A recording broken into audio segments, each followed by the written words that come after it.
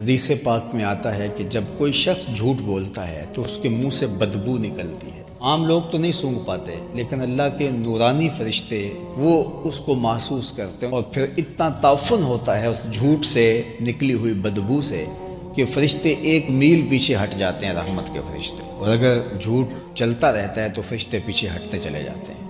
مجھے بتاؤ کہ ایک گھر میں باپ بیٹے سے جھوٹ بولتا ہے، بیٹا ماں سے جھوٹ بولتا ہے، ماں بیٹی سے جھوٹ بولتی ہے، بیٹی بھائیوں سے جھوٹ بولتی ہے، بہو ساس سے، اور ساس جو ہے وہ بہوؤں سے جھوٹ بولتی ہے، تو اس گھر سے تو بدبو کے ببھوکے اٹھ رہے ہوں گے۔ اب اس گھر سے رحمت کے فرشتے کتنے میل دور ہٹ گئے، اور گھر میں بے برکتی، نحوست، نا اتفاقی، نا چاکی، لڑائیاں، جھگڑے، دھینگا مشتی، فساد۔ ہم نے کیا سمجھا کسی نے کالا جادو کر دیا، ہم نے کہا کسی نے بندش کر دی، ہم نے کہا کسی نے تعویذ ڈال دی۔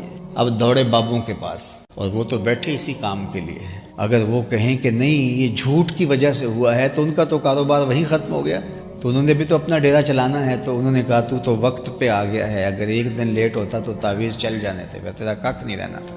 اور پھر ہر اتوار کو جا کے بابے کے دربار پہ حاضری دینی پڑتی ہے۔ اب تو سب نے یہ کام شروع کر دیا ہے، وہ سارے ٹھیے لگا کے بیٹھ گئے ہیں، لوگوں کو بتا رہے ہیں تیرے اوپر جادو ہوا ہے، تیرے اوپر ٹونا ہوا ہے، تیرے اوپر بندش ہوئی ہے۔ کیا تماشا بنا کے بیٹھ گئے، اور کیا بندش کیا تھی، ٹونا کیا تھا، کالا جادو کیا تھا۔ رحمت کے فرشتے روٹھ گئے ہم سے۔ ہم نے جھوٹ نہیں چھوڑنا اور ہمیں تعویذ چاہیے، ہم نے جھوٹ نہیں چھوڑنا، ہمیں دم کیا ہوا دھاگا چاہیے، ہم نے جھوٹ نہیں چھوڑنا، ہمیں جو ہے وہ کوئی اور ٹوٹکا چاہیے، وہ ہم لے لیں گے اور اس کو کریں گے، پیسے بھی دے کے آئیں گے، اور ہمیں کہیں گے کہ یہ اس کے پاس جادو